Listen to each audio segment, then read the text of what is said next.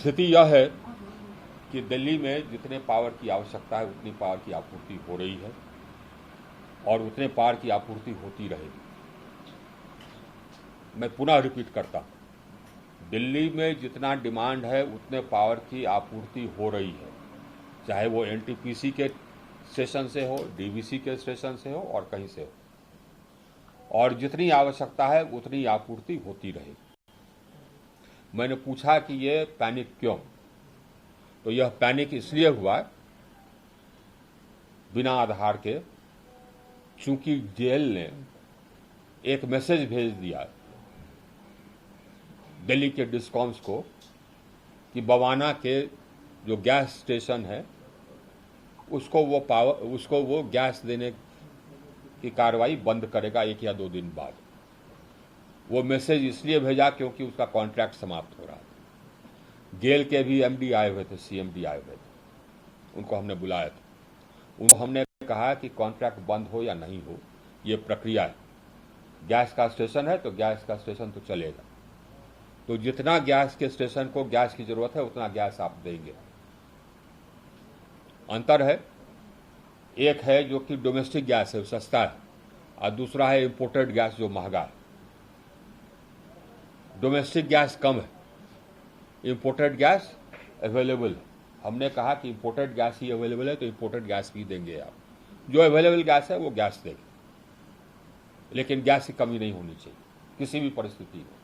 और सिर्फ दिल्ली के नहीं, देश के किसी भी गैस स्टेशन में जितने गैस की जरूरत होगी वो गैस आप देंगे। ये हमने सीएमडी गेल को कहा और उन्होंने अश्योर किया कि वो गैस की उपलब्धता बनाए रखेंगे। तो ना शॉर्टेज हुई थी ना शॉर्टेज होगी, बल्कि जितना पीपीएज साइंड हैं एनटीपीसी के साथ या डीवीसी के साथ या जो भी जनरेटिंग स्टेशंस के साथ, उतने पीपीएज की अवेलेबिलिटी हमने सभी को कह दिया कि बनाए रखेंगे। हालांकि उतने की जरूरत, पावर की जरूरत नहीं होती है दिल्ली को, लेकिन दिल्ली को जितने पावर की जरूरत है उससे ज्यादा के पीपीएज हैं, और जितना पीपीएज उतना अवेलेबिलिटी ये सभी स्टेशंस बना के रखेंगे, ये हमने कहा दिया। तो ये क्राइसिस है नहीं, क्राइसिस था नहीं, ये क्राइसिस अननेसेसरली बनाया गया। टाटा पावर ने एक मैसेज भेज दिया लोगों को, एसएमएस भेज दिया कि साहब हमको हो सकता है लोड शेडिंग करना पड़े। हमने तो देखा नहीं, लेकिन हमारे पदाधिकारियों ने बताया, तो हमने उसको सीईओ को चेतावनी दे दी है।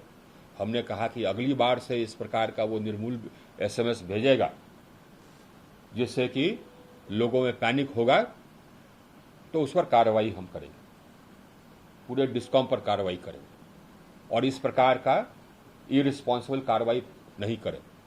अगर कहीं कोई दिक्कत होती है तो हमारे डायरेक्टर हैं, एडिशनल सेक्रेटरी हैं, उनको फ़ोन करें और वो प्रॉब्लम सॉर्ट आउट होगा।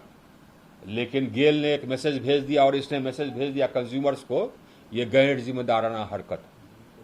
अब गैस का स्टेशन अगर मान लीजिए गेल नहीं भी दिया गैस, तब पर भी ऑल्टरनेटिव्स हैं।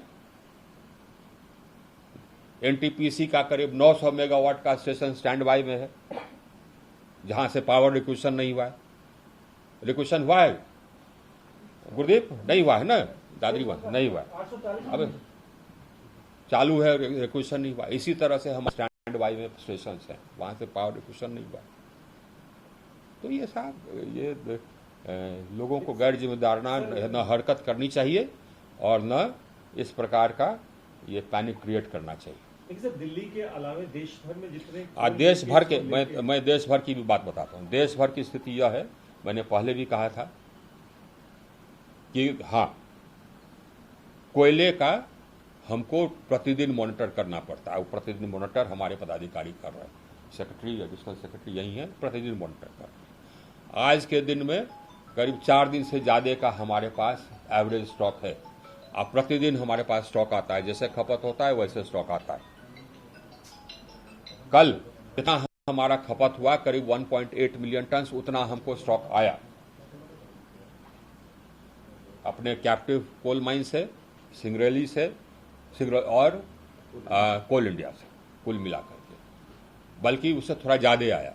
तो अब हमको लगता है कि अब हमारा पुनः जो पहले 17 दिन से 4 दिन का स्टॉक आ गया था, अब पुनः हमारा बिल्डअप होने लगेगा। तो इसकी भी चिंता करने की जरूरत नहीं। और मैं प्रहलाद जोशी जी से रेगुलर टच में हूँ, अगले 1-2 दिन में फिर हम लोग मिल रहे हैं और इसको हम लोग पूरी समीक्षा कर रहे हैं। तो आपको इसकी चिंता करने की कदापि आवश्यकता नहीं। सर, ये कहा जा रहा है कि जो कोयले की कमी का असर जो कई पावर जनरेशन प्लांट्स पे पड़ रहा है, तो उसमें कितनी सच्चाई है?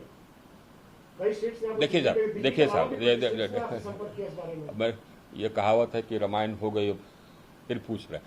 हमने कहा जितने पावर की जरूरत है उतना पावर हम जनरेट करते हैं, जितने पावर की जिसको जरूरत है उतनी पावर की आपूर्ति हो रही है। अगर कहीं नहीं हो रही है तो हमको बता दो, हमारे सुन लीजिए, हमारे पदाधिकारियों को बता दो। और ये इंश्योर किया जा रहा है कि जितने पावर की आवश्यकता होगी उतना पावर हम सप्लाई करेंगे। आज भी हमारे पास कुछ रिजर्व है, 4.5 दिन का रिजर्व हमारे पास कोयले का है। तो ये कहना कि हाँ साहब से जितने कोयले की जरूरत है उतना नहीं है, ये निर्मूल है, भ्रामक है। आपको जितना चाहिए पावर आप रिक्वेशन कीजिए, वो पावर मिलेगा एक एक करके। मुख्यमंत्री जो है उसको उनको जानकारी नहीं है, जितनी जानकारी आपको है, क्योंकि पंजाब के मुख्यमंत्री ने चिट्ठी लिखी है, दिल्ली के मुख्यमंत्री ने भी चिट्ठी लिखी है। सर, आपको क्या लगा? सुनिए जनाब, सुनिए, लोग चिट्ठी लिख रहे हैं। ये केजरीवाल जी की चिट्ठी हमने देखी है। लोगों को मालूम रहना चाहिए कि हम लोग मॉनिटर कर रहे हैं और प्रतिदिन मॉनिटर कर रहे हैं। जहां आवश्यकता है वहां पर इंश्योर करते हैं कि कोयला जाए। ये पहले की तरह 17 दिन का स्टॉक नहीं है, लेकिन 4 दिन का, 4.25 दिन का है। एक चीज और है, ये अभी जो कोयले का ये पोजीशन चल रहा है, 4 दिन 4.5 दिन का स्टॉक, और जितना आता है उतना खपत होता है। ये इसलिए है क्योंकि एक तो हमारा डिमांड बढ़ा है, जो अच्छी बात है। डिमांड बढ़ा है इसका मतलब मेरा इकोनॉमी ग्रो कर रहा है, ये अच्छी बात है। दूसरा कारण यह है कि हम इंपोर्ट कम किया है, कोयले का इंपोर्ट कम किया है। पहले ब्लेंडिंग होता था कोयले का, अब नहीं हो रहा। ये दूसरा कारण तो है। हम लोगों को अपनी कोयले की उत्पादन क्षमता बढ़ानी है, उसके लिए भी कार्रवाई कर रहे हैं।